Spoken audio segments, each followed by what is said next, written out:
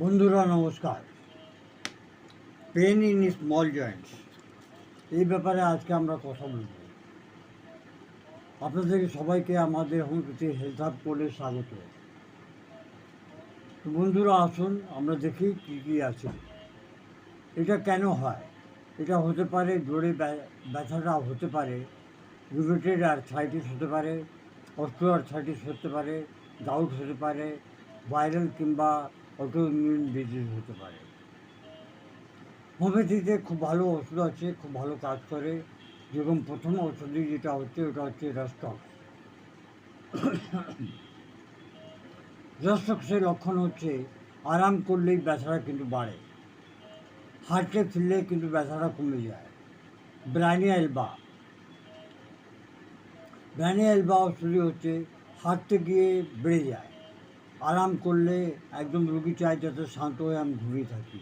আঙুলে ব্যথা, পায়ে ব্যথা। এছাড়া হচ্ছে কোলোফাইলাম, হাতে এবং পায়ের ছোট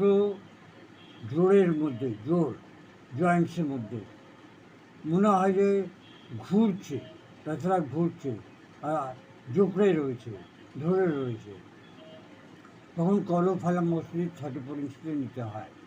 অ্যাক্সিয়ার এসিমোসা, আঙুলের ছোটো ছোটো জয়েন্টসের মধ্যে ব্যথা এবং হালকা ছুলেও ব্যথাটা কিন্তু বেড়ে যায়।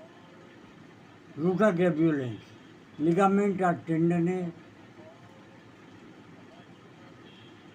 টেনে ধরা এবং জোরের মধ্যে খুব ব্যথা, জয়েন্টসের মধ্যে খুব ব্যথা, তখন রুটা গ্র্যাভিওলেন্স দিতে হয় 34 ইঞ্চিতে।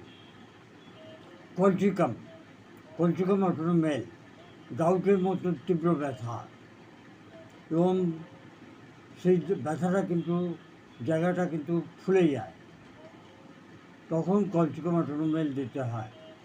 বন্ধুরা, যদি এর সঙ্গে যদি আপনার জ্বর থাকে কিংবা ব্যথাটা খুব তীব্র থাকে, তাহলে আপনি ইমিডিয়েট আপনার শহরের যেখানে আপনি থাকেন কাছাকাছি হোমিওপ্যাথি ডাক্তারকে গিয়ে সম্পর্ক করবেন এবং ওনাকে দেখাবেন।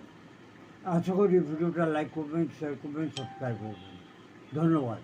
Long live homeopathy, long live animal.